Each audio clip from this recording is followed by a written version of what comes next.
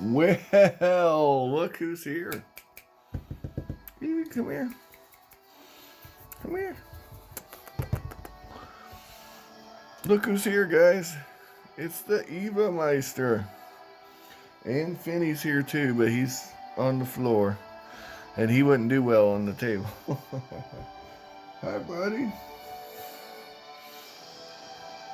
All right, guys, we got to talk.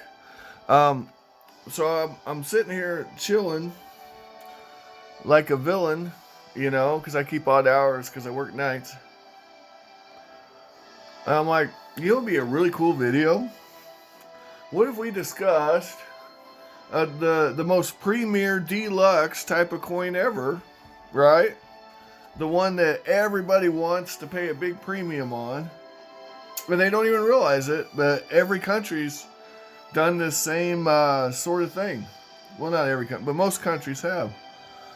And, you know, in a logical sense, it makes no sense that these coins cost extra. Yeah, but we pay extra every time we buy one. Virtually every time. We're going to talk about it. And stay tuned. Are you swatting at it? Are you really swatting at my coins? Really? We're going to box, you know that? Here. You want a box? Oh. Let's box.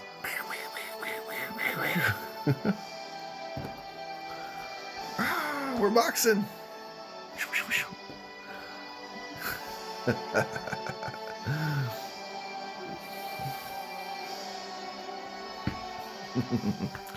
Anyway, let's start talking about this. So,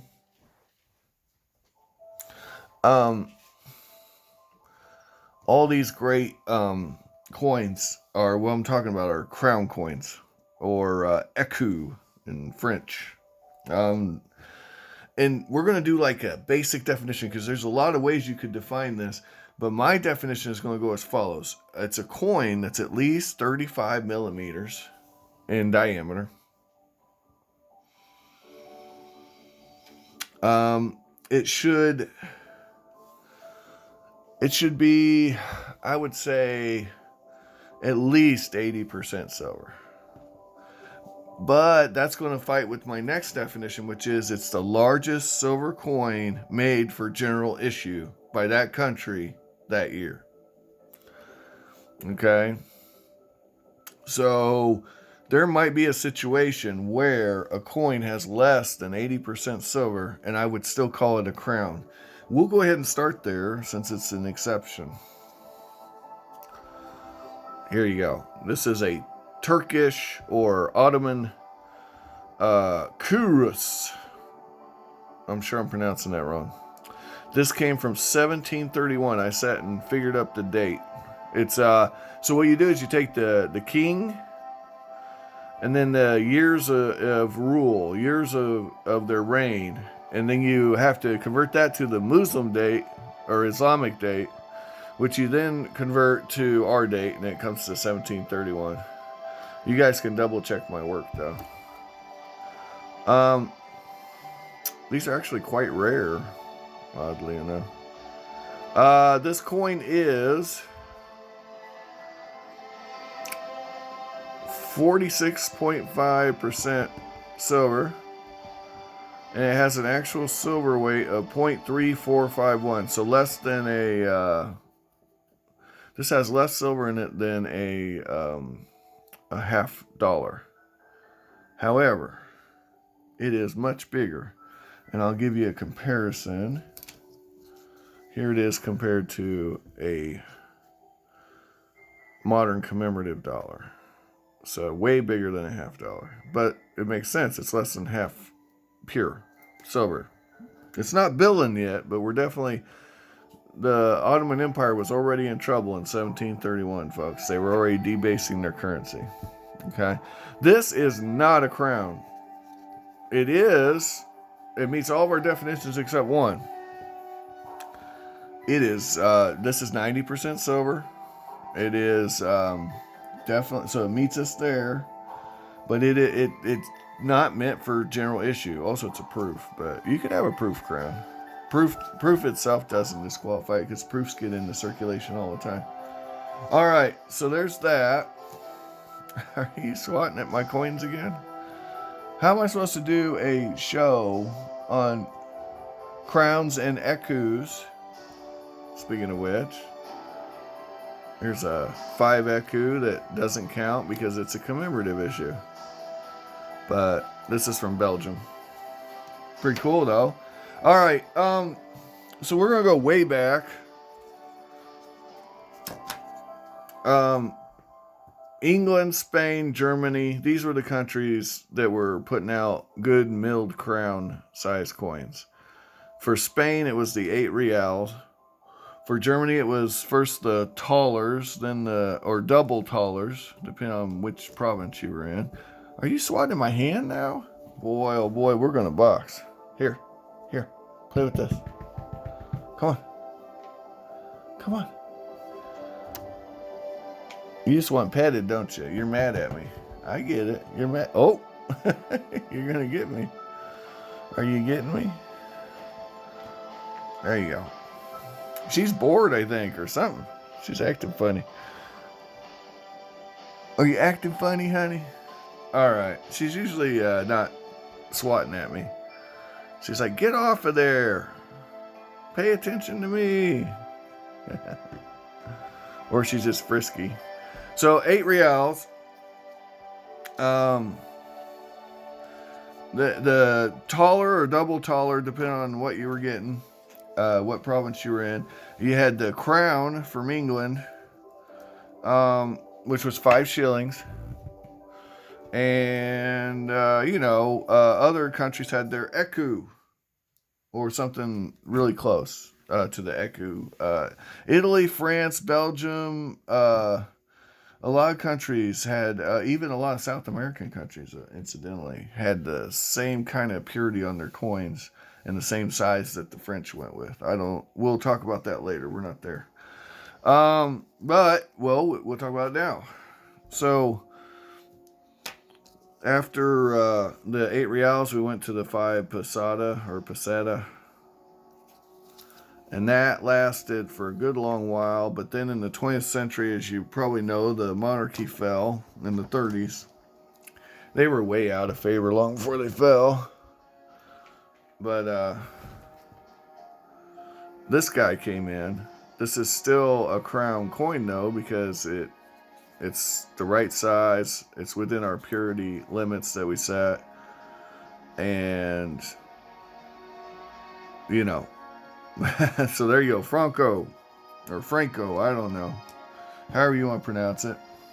He's not the only ruthless dictator we have on a coin, crown. This is a ruble. They did make a double ruble, but good luck finding one. This was generally, if you were a Russian peasant back then, this would have been a nice thing to have in your pocket right here.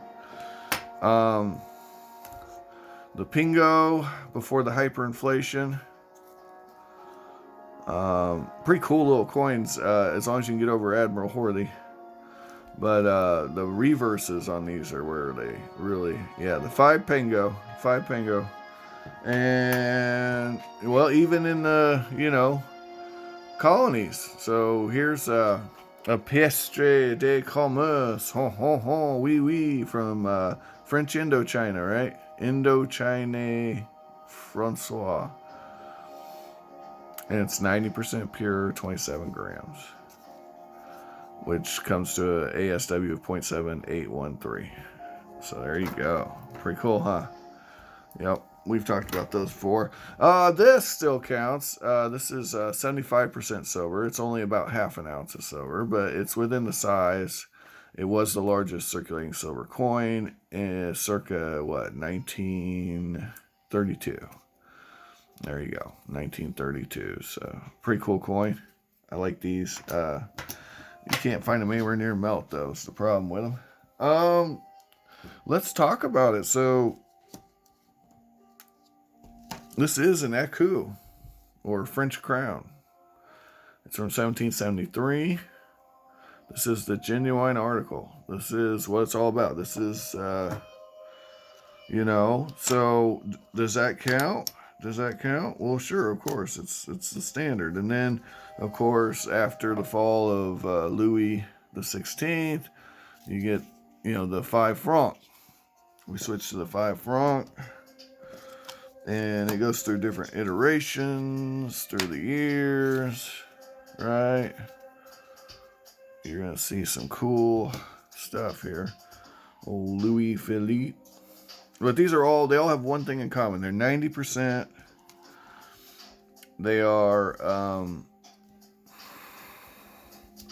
90%. They're all 0.7234. So that was what I was kind of alluding to earlier. 0.7234. That's generally considered a crown or écu coin in a lot of countries. Not all. We'll talk about that too. So we're kind of, the term crown is really vague, right? That's what I'm getting at. There's no one definition. So we're up to Napoleon III. And then, boom, we lose the war with Germany and things go to crap, and bam, all of a sudden we're debasing the currency, and now we make another crown coin in the 1920s. It's a 20 franc, whereas this is a 5 franc. You see, that's 4 times as many francs for half as much silver almost. Not quite, but why is that? Well, coin's smaller, but it still meets our guidelines. But look here, 68%. I would not consider this a crown, even though it is the largest circulating silver coin that France had at that time, because it just doesn't have the purity. It technically meets the size. I don't count it, but you could count it. No one's saying you can't. It's your world. But what would you rather have, one of those or one of these? Just gotta throw it out there. Obviously, you'd rather have one of those lovely 1870s. That's a really nice coin. Moving right along, though, it wasn't just European powers making coins, right? So after the Spanish were run out of Mexico in the 1820s, they made the 8 real, which they kept making until the 1890s. There were a few examples of changes. They did make a peso in the 1870s and under Maximilian, which I believe was in the 1860s. But then they went back to a peso. Uh-oh. They went back to a peso in the 1890s. So it went 8 reals, peso, 8 reals.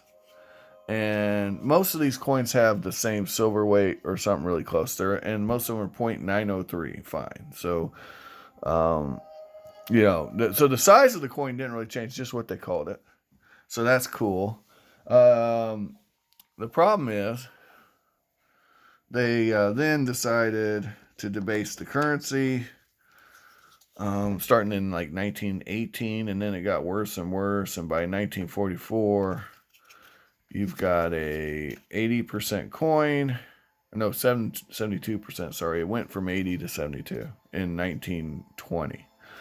72% coin with a little more silver than a $50, and I do not consider these crowns. Some people do though, but I do not consider these crown coins. Same with this. This is a 50% coin. And yeah, it just doesn't meet this. I only put this on here because one of the people who watches my channel was talking about these today, so I wanted to make sure he got to see these because he got one of these in the mail. Yep. Oh yeah. So this obviously isn't a crown. You'll see ads on eBay all day saying this is a crown. It's not a crown. 10%, and it's clad. It's not even a legit 10% alloy. It's mostly copper nickel that's kind of coated with silver, and I think there's some in the core, if I remember right. But it's not It is not throughout the coin. That is not a 10% silver coin. You couldn't melt that down and say, it'd be messed up. I don't know. I guess if you melted it, it would be. Okay, then not all crowns in Mexico are pesos. For example, in the 47 and 48, you had the 5 peso. Or 5 peso. Really nice coin. Everybody likes these. They actually make rounds based on this design. So, so that's when you know you've really made it. This one not so much, but again, 5 pesos. This one would not count under my criteria. That's why I brought it out so you could see. It's a crown size. I mean, it's really big, and it's got some weight to it. And, it's not like these other lightweights, but the purity's just not there, man. But you can make an argument for this one, and I would hear it out. That one's on the borderline, I would say, between a crown and not a crown. But, yeah, good old Mexico debasing the currency, but not just Mexico.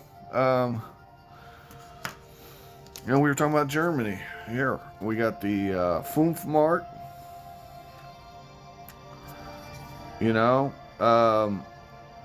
Before that, it was the thalers, like we talked about. This was after Germany united under 1 crown. And the old kings of the other places, they kind of became the governors, right? Anyway, here again, we're looking at what meets the standard and what doesn't. Well, first of all, this one really doesn't meet the standard because it's not big enough. But also the silver weight's not there. But I just wanted to show that to you so you guys could see. But this would be the largest circulating silver coin at that time. So by that definition, you can make an argument. Again, same thing. Clearly not big enough. The purity's there on these, but it's just not a big enough coin. The size isn't there, so they're lacking. Nazis, what do you expect, right? Okay, now here in the New World, there's quite a few crown coins, believe it or not. Here's some of the earlier ones. You've got the 8 sols from Bolivia. You know where Bolivia got its namesake from, right? Mr. Bolivar there on the front. There he is. Another great hero of that time frame that was actually killed by his own allies. There's a huge number of examples of that. Yeah, unfortunately. But anyway, the cool coin. Got the little alpacas on the back. Or llamas, whatever they are. Really cool.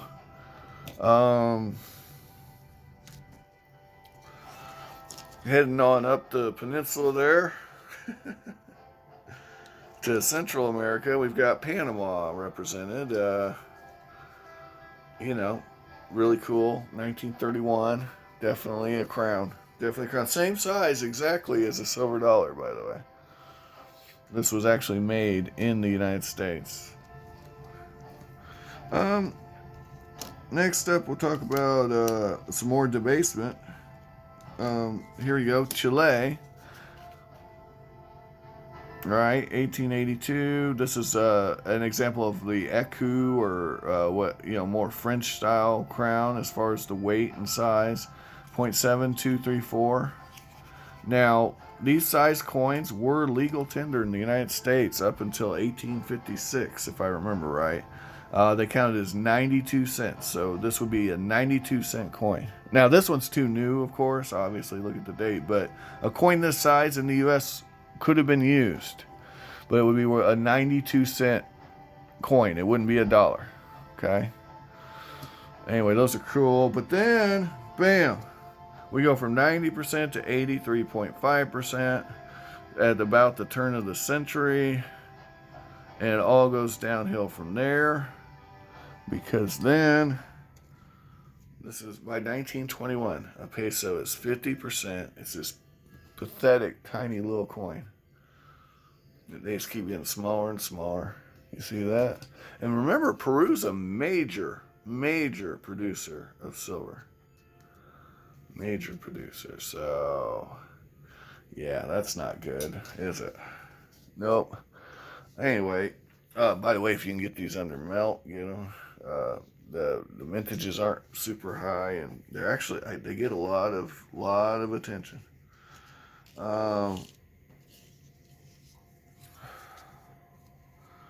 Here's a great example of debasement. You went from 90% to 50% on this coin. Yeah. So you can even really see in the color how much difference there is just looking at it. This one's a bit more worn and dinged and beat up, but yeah, not. This is a crown. This I would not consider a crown. That's just my definition. You can call it a crown if you want. Oh, another great example. Oh, by the way, mintage on these is super low. So these even the 50% ones, they have low mintages. But yeah, this is 50% silver. Not good, right? And then you go to the original here and look at this. It's another one of those Ecu French style coins as far as size and units. 0.7234, 90% fine. Really nice. Got the llamas on the back, or alpacas, or whatever you want to call them. Kind of like the Bolivian coin. So that's neat, right, guys? Yay! But, there were other countries out there doing this. 0.7234 in the Belgian, like we talked about. There's an example. That's a crown. Italy in the house. Another one of these 0.7234 coins. 5 liras there. Another 5 lire. Man, they had some interesting hairstyles, didn't they? Yeah. Here from Iran. Yeah. There you go.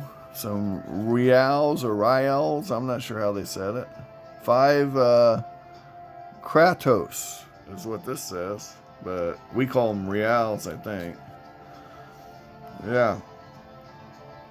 That's a silver crown from Iran back in the day. Back when it was before it was taken over by Islamic fundamentalists. Oh, Wilhelmina, we didn't forget you. This one's questionable. The purity on this isn't enough, so I don't count this as a crown, but it is a sizable coin. It's like, it's one of these coins that's in between because it's big enough that there's enough significant silver weight, but the purity's not there. I think it's 64% or 68, I can't remember which, but it's not enough to meet my criteria. So there's an example of one that isn't, but same country. Go back a few years, and bam, you've got 94.5% pure. You're winning, right? So that's nice. 2.5 gulden. Our Kronen dollars.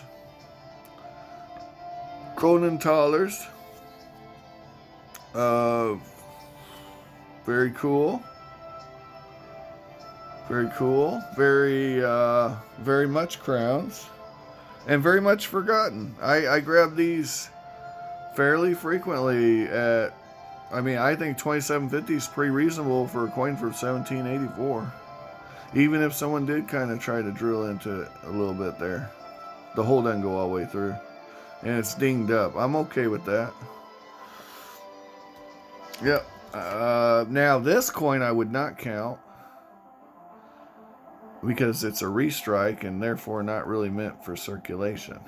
However, I could make the argument that these are used throughout the world, especially in the Middle East, even to this day. So, you know what? We'll count it. And I own 5 or 6 of these. So, I must like them, right? But this meets all the criteria.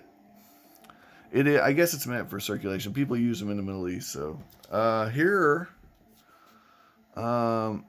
this one's 80% if I remember right.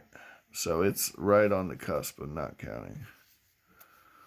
But 5 krona. 5 krona.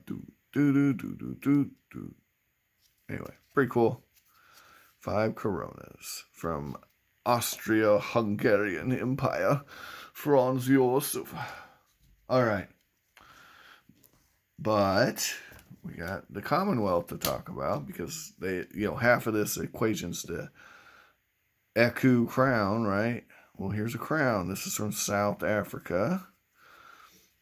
This one would not count under my criteria, except it's literally called a crown. And so, what we do, right? Is it a crown or not? Well, it's literally a crown, but I wouldn't count it as a crown. Here's a trade dollar. These were meant for circulation, so I would definitely count it as a crown. This one's in the funny zone. This is a double florin. It meets all the criteria for a crown, but it wasn't the largest circulating issue of its time because the crown was. So it's not a crown. It's a double florin. This rupee, we're right on the cusp. The purity's fine, but the size is not. The size is where the rupee's in trouble because it just doesn't meet the standard as far as diameter to be a crown. I mean, I love rupees and I think they're really cool, but they're not crowns, man. They just don't cut it for me. But you could make an argument for the rupee, I've never heard them referred to as crowns. Here's another coin that's literally a crown, but not. So this coin's 50% silver. And it says right there, 1 crown. And there's, there'll be other coins like that, like commemorative issues that don't really meet my criteria for what a crown is. This is literally a crown. By any definition. That's a crown, guys. There it is. The old matron head. And here we've got another South African crown. This one actually counts.